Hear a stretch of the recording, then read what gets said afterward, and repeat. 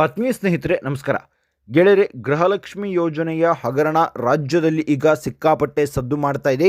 ಅದರಲ್ಲೂ ಕೂಡ ಇಡೀ ಸದನದಲ್ಲಿ ಕಾಂಗ್ರೆಸ್ ಪಕ್ಷವನ್ನು ಮುಜುಗರಕ್ಕೆ ಈಡು ಮಾಡಿದ್ದು ಮತ್ತು ಆಡಳಿತ ಪಕ್ಷವನ್ನು ಇಕ್ಕಟ್ಟಿಗೆ ಸಿಲುಕಿಸಿದ್ದು ಲಕ್ಷ್ಮೀ ಹೆಬ್ಬಾಳ್ಕರ್ ಅವರು ಮಾಡಿರುವಂತಹ ಆ ಒಂದು ಮಿಸ್ಟೇಕ್ನಿಂದಾಗಿ ಮತ್ತು ಲಕ್ಷ್ಮೀ ಹೆಬ್ಬಾಳ್ಕರ್ ಅವರು ಕೊಟ್ಟಿರುವಂತಹ ಸ್ಟೇಟ್ಮೆಂಟ್ನಿಂದಾಗಿ ಅದು ಬಹಳ ದೊಡ್ಡ ಮಟ್ಟದಲ್ಲಿ ಜಟಾಪಟಿಗೆ ಕಾರಣ ಆಗ್ತಾ ಇದೆ. ಈಗ ಅದೇ ಗೃಹಲಕ್ಷ್ಮಿ ಯೋಜನೆಯಲ್ಲಿ ಮತ್ತೊಂದು ಹಗರಣವೂ ಕೂಡ ಬಯಲಾಗಿದೆ.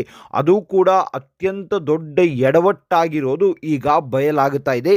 ಇದರ ನಡುವೆ ಕಾಂಗ್ರೆಸ್ ಹೈಕಮಾಂಡ್ ಲಕ್ಷ್ಮೀ ಹೆಬ್ಬಾಳ್ಕರ್ ಅವರನ್ನು ಸಚಿವ ಸ್ಥಾನದಿಂದ ಇಳಿಸುವಂತಹ ಒಂದು ನಿರ್ಧಾರಕ್ಕೆ ಬಂದಿದೆ. ಸಚಿವೆ ಲಕ್ಷ್ಮೀ ಹೆಬ್ಬಾಳ್ಕರ್ ಅವರ ತಲೆದಂಡ ಫಿಕ್ಸ್ ಅಂತ ಹೇಳಲಾಗ್ತಾ ಇದೆ. ಹಾಗಾದರೆ ಗೃಹಲಕ್ಷ್ಮಿ ಯೋಜನೆಯ ಸುತ್ತ ಆಗ್ತಾ ಇರುವಂತಹ ಬೆಳವಣಿಗೆಗಳೇನು ಮತ್ತು ಆಗಿರುವಂತಹ ಮತ್ತೊಂದು ಮಹಾ ಹಗರಣ ಏನು ಅನ್ನೋದರ ಇಂಚಿಂಚು ಮಾಹಿತಿಯನ್ನು ಈ ವಿಡಿಯೋದಲ್ಲಿ ನಿಮಗೆ ಕೊಡ್ತಾ ಹೋಗ್ತೀನಿ. ಗೆಳೆಯರೆ, ಗೃಹಲಕ್ಷ್ಮಿ ಯೋಜನೆಯ ವಿಚಾರ ನಿಮಗೆ ಆಲ್ರೆಡಿ ಚೆನ್ನಾಗಿಯೇ ಗೊತ್ತು. ಸದನದಲ್ಲಿಯೇ ಅದು ಬಯಲಾಯಿತು. ಲಕ್ಷ್ಮೀ ಹೆಬ್ಬಾಳ್ಕರ್ ಅವರು ಟೆಕ್ನಿಕಲ್ ಇಶ್ಯೂನಿಂದ ಈ ತರಹ ಆಗಿದೆ ಅಂತ ಒಪ್ಪಿಕೊಳ್ಳಬಹುದಿತ್ತು. ಅದರಲ್ಲೂ ಕೂಡ BJPಯ ಶಾಸಕ ಮಹೇಶ್ ತೆಂಗಿನಕಾಯಿ ಅವರು ಕೊಟ್ಟಿರುವಂತಹ ಆ ಒಂದು ಪ್ರಶ್ನೆಯಲ್ಲಿಯೇ ಇತ್ತು. ಏನು ಅಂದರೆ ಅವರು ಕ್ಲೂ ಕೂಡ ಕೊಟ್ಟಿದ್ದರು, ಇದೇನಾದರೂ ಟೆಕ್ನಿಕಲ್ ಇಶ್ಯೂಯಿಂದ ಏನಾದರೂ ಆಗಿದೆಯಾ ಅನ್ನೋದನ್ನು ನಮಗೆ ತಿಳಿಸಿ ಅಂತ.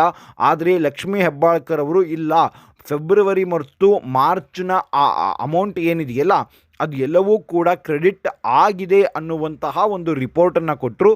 ಆಗ BJP ಎಚ್ಚೆತ್ತುಕೊಂಡು ಎಲ್ಲ ಜಿಲ್ಲೆಗಳಲ್ಲಿಯೂ ಕೂಡ ರಿಪೋರ್ಟ್ಗಳನ್ನು ತರಿಸ್ಕೊಂಡು ಹೋಗಿಲ್ಲ, ಫೆಬ್ರವರಿ ಮತ್ತು ಮಾರ್ಚ್ ತಿಂಗಳ ಅಮೌಂಟ್ ಹೋಗಿಲ್ಲ ಅನ್ನುವಂತಹ ವಿಚಾರವನ್ನು ಬಯಲಿಗೆಳಿತು. ಇದಾದ ಮೇಲೆ ಸದನದಲ್ಲಿ ಈ ದೊಡ್ಡ ಮಟ್ಟದಲ್ಲಿ ಕಾಂಗ್ರೆಸ್ ಪಕ್ಷ ಮುಜುಗರವನ್ನು ಅನುಭವಿಸಬೇಕಾಗಿ ಬಂತು. ಆನಂತರದಲ್ಲಿ ಅದನ್ನು ಲಕ್ಷ್ಮೀ ಹೆಬ್ಬಾಳ್ಕರ್ ಅವರು ಸಿದ್ದರಾಮಯ್ಯ ಅವರ ಮೇಲೆ ಎತ್ತಾಕಿಬಿಟ್ರು. ತಮ್ಮದೇ ಪಕ್ಷದ ಶಾಸಕಾಂಗದ ನಾಯಕನ ವಿರುದ್ಧವಾಗಿಯೇ ಲಕ್ಷ್ಮೀ ಹೆಬ್ಬಾಳ್ಕರ್ ಅವರು ಮಾತನಾಡಿದ್ರು. ಅದಕ್ಕೆ DK ಶಿವಕುಮಾರ್ ಅವರು ಕೂಡ ಸಾಥ್ ಕೊಟ್ಟರು. ಇದು ಸಿದ್ದರಾಮಯ್ಯ ಅವರ ಆರ್ಥಿಕ ಇಲಾಖೆಯಿಂದ ಆಗಿರೋದು ಅನ್ನುವಂತಹ ಸ್ಟೇಟ್ಮೆಂಟ್ಗಳನ್ನು ಕೊಟ್ಟರು. ಇದೆಲ್ಲವೂ ಕೂಡ ಆಗ್ತಾ ಇರುವ ಹಾಗೆ ಇದಕ್ಕೆ ಕುರ್ಚಿಯ ಜಟಾಪಟಿಯ ಲಿಂಕ್ ಕೂಡ ಬಂತು. ಈಗ ಅದೇ ಗೃಹಲಕ್ಷ್ಮಿ ಯೋಜನೆಯಿಂದ ಮತ್ತೊಂದು ಬಹಳ ದೊಡ್ಡ ಎಡವಟ್ಟು ಆಗಿದೆ. ಏನು ಆ ಎಡವಟ್ಟು ಅಂತ ಹೇಳ್ತಾ ಹೋಗ್ತೀನಿ. ಗೆಳೆಯರಿ, ಇವರಿಗೆ ಒಂದು ಸರ್ಕಾರ ನಡೆಸುವಂತಹ ಯೋಗ್ಯತೆ ಇದೆಯೋ ಇಲ್ವೋ ಗೊತ್ತಿಲ್ಲ. ಯಾಕೆಂದರೆ ಇಷ್ಟು ದೊಡ್ಡ ಮಟ್ಟದ ಎಡವಟ್ಟುಗಳು ಆಗ್ತಾ ಇದ್ದಾವೆ ಅಂದಾಗ ತಕ್ಷಣವೇ ಎಚ್ಚೆತ್ತುಕೊಳ್ಬೇಕು. ಆದರೆ ನಮ್ಮ ರಾಜ್ಯ ಸರ್ಕಾರದ ಪರಿಸ್ಥಿತಿ ಹೇಗಿದೆ ಅಂದರೆ ಎಲ್ಲವನ್ನೂ ಕೊಳ್ಳೆ ಹೊಡೆದ ಮೇಲೆ ಕೋಟೆ ಬಾಗಿಲು ಹಾಕ್ತಾರೆ ಅಂತಾರಲ್ಲ, ಆ ತರಹದ ಪರಿಸ್ಥಿತಿ ಇದೆ. ಯಾವ ತರಹ ಅಂತ ಹೇಳ್ತಾ ಹೋಗ್ತೀನಿ. ಗೆಳೆಯರೇ, ಇದುವರೆಗೂ ಗೃಹಲಕ್ಷ್ಮಿ ಯೋಜನೆಯ ಹಣ ಏನಿದೆಯಲ್ಲ ಅದು ಕಳೆದ ಒಂದು ವರ್ಷದಲ್ಲಿ 64,000 ಅಕೌಂಟ್ಗಳಿಗೆ ಹೋಗಿದೆ. ಆ 64,000 ಅಕೌಂಟ್ಗಳು ಯಾವುದು ಅಂತ ಹೇಳ್ತಾ ಹೋಗ್ತೀನಿ.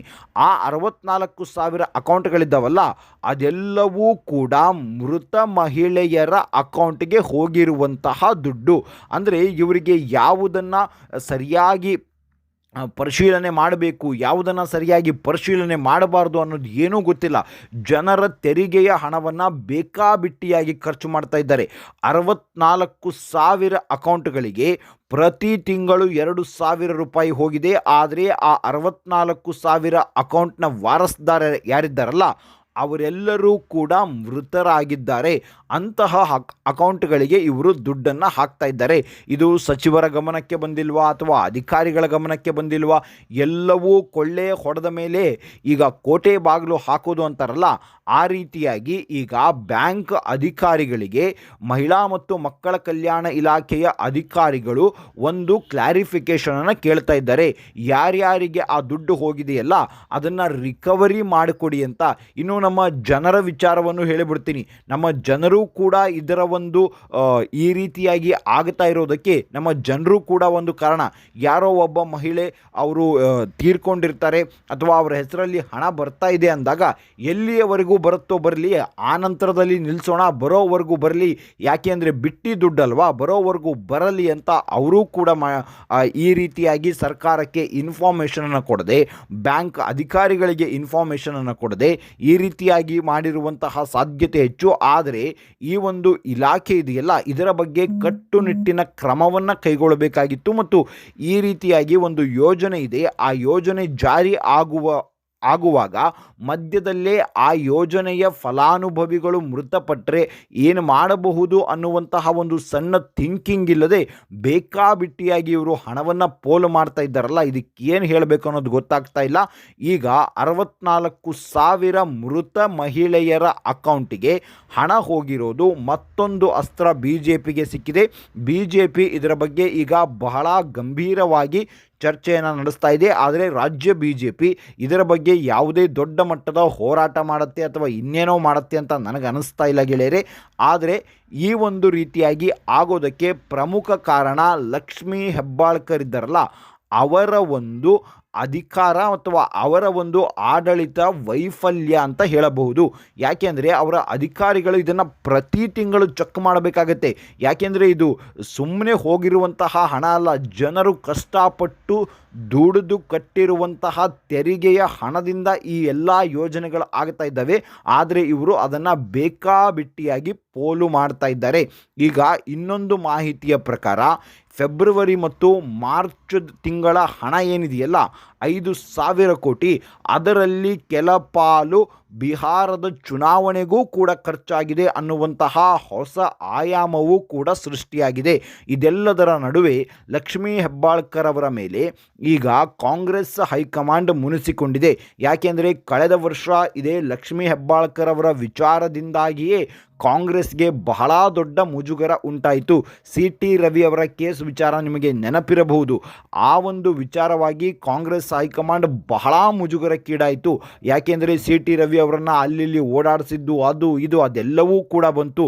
ಸೊ ಈ ಬಾರಿಯೂ ಕೂಡ ಲಕ್ಷ್ಮೀ ಹೆಬ್ಬಾಳ್ಕರ್ ಅವರಿಂದಲೇ ಬೆಳಗಾವಿ ಅಧಿವೇಶನದಲ್ಲಿ ಮತ್ತೊಂದು ದೊಡ್ಡ ಮುಜುಗರಕ್ಕೆ ಕಾಂಗ್ರೆಸ್ ಹೈಕಮಾಂಡ್ ಈಗ ಒಳಗಾಗಿದೆ.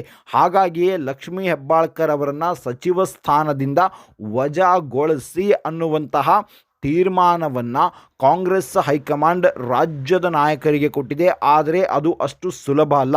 ಯಾಕೆಂದರೆ ಇಲ್ಲಿ ಈಗ ಬಣಗಳ ಫೈಟ್ ನಡೀತಾ ಇದೆ. ಒಂದು ರೀತಿಯಾಗಿ ಲಕ್ಷ್ಮೀ ಹೆಬ್ಬಾಳ್ಕರ್ ಅವರ ವಿರುದ್ಧವಾಗಿ ಸಿದ್ದರಾಮಯ್ಯ ಬಣದ ನಾಯಕರು ಒಂದಷ್ಟು ರಿಪೋರ್ಟ್ಗಳನ್ನು ಕೊಡ್ತಾ ಇದ್ದಾರೆ. ಲಕ್ಷ್ಮೀ ಹೆಬ್ಬಾಳ್ಕರ್ ಅವರಿಂದಾಗಿಯೇ ನಮ್ಮ ಪಕ್ಷಕ್ಕೆ ಮುಜುಗರ ಉಂಟಾಗ್ತಾ ಇದೆ. ರಾಜಣ್ಣ ಅವರನ್ನು ನೀವು ಏಕಾಏಕಿಯಾಗಿ ನೀವು ಅಧಿಕಾರದಿಂದ ಅಥವಾ ಸಚಿವ ಸ್ಥಾನದಿಂದ ಕಿತ್ತು ಬಿಸಾಕಿದ್ರಿ. ಲಕ್ಷ್ಮೀ ಹೆಬ್ಬಾಳ್ಕರ್ ಅವರ ತಲೆದಂಡ ಯಾವಾಗ? ಅವರನ್ನು ನೀವು ಸಚಿವ ಸ್ಥಾನದಿಂದ ಕೆಳಗಡೆ ಇಳಿಸಿ, ಇಲ್ಲ ಅಂದರೆ ಇದು ಬಹಳ ದೊಡ್ಡ ಮಟ್ಟದಲ್ಲಿ ದೇಶವ್ಯಾಪಿ ಕಾಂಗ್ರೆಸ್ಗೆ ಮುಜುಗರವನ್ನು ಉಂಟು ಮಾಡುತ್ತೆ ಅನ್ನುವಂತಹ ರಿಪೋರ್ಟ್ ಹೋಗಿದೆ. ಸ್ವತಃ ರಾಹುಲ್ ಗಾಂಧಿ ಅವರು ಕೂಡ ಈ ಬಗ್ಗೆ ಸಿಟ್ಟಾಗಿದ್ದಾರೆ ಮತ್ತು ಮಲ್ಲಿಕಾರ್ಜುನ ಖರ್ಗೆ ಅವರು ಲಕ್ಷ್ಮೀ ಹೆಬ್ಬಾಳ್ಕರ್ ಅವರನ್ನು ಸಚಿವ ಸ್ಥಾನದಿಂದ ಕೆಳಗಡೆ ಇಳಿಸುವುದಕ್ಕೆ ತೀರ್ಮಾನಿಸಿದ್ದಾರೆ ಅನ್ನುವಂತಹ ನ್ಯೂಸ್ಗಳು ದೆಹಲಿಯಿಂದ ಬರ್ತಾ ಇದೆ. ಒಟ್ಟಾರೆಯಾಗಿ ಗೃಹಲಕ್ಷ್ಮಿ ಯೋಜನೆಯ ಈ ಹಣ ಏನಿದೆಯಲ್ಲ ಇದು ಯಾರು ತಿಂದರು, ಎಲ್ಲಿಗೆ ಹೋಯಿತು, ಏನಾಯಿತು, 60,000 ಮೃತ ಅಕೌಂಟ್ನ ಆ ಒಂದು ಫಲಾನುಭವಿಗಳ ಫ್ಯಾಮಿಲಿಯವರೇ ಈ ಹಣವನ್ನು ಯೂಸ್ ಮಾಡಿದ್ರ ಏನು ಅನ್ನುವ ಯಾವ ರಿಪೋರ್ಟ್ ಕೂಡ ಇಲ್ಲ. ಒಟ್ಟಾರೆಯಾಗಿ ರಾಜ್ಯವನ್ನು ಮಾರೋದಕ್ಕೆ ಹೊರಟಿದ್ದಾರೆ ಇವರು. ಇಂತಹ ಸರ್ಕಾರ ಇದೆಯಲ್ಲ ನಿಜಕ್ಕೂ ಕೂಡ ಕರ್ನಾಟಕ ಕಂಡು ಕೇಳರಿಯದಂತಹ ಅವ್ಯವಸ್ಥೆಯ ಸರ್ಕಾರ ಈ ಬಾರಿಯ ಸರ್ಕಾರ ಆಗಿದೆ. ಇದಕ್ಕೆ ನೀವೇನಂತೀರಾ ಅನ್ನೋದನ್ನು ಕಮೆಂಟ್ ಮೂಲಕ ತಿಳಿಸಿ. ಮುಂದಿನ ವಿಡಿಯೋದಲ್ಲಿ ಮತ್ತಷ್ಟು ಮಾಹಿತಿಯ ಜೊತೆಗೆ ಬರ್ತೀನಿ. ಅಲ್ಲಿವರೆಗೂ ಜೈ ಹಿಂದ್, ಜೈ ಕರ್ನಾಟಕ.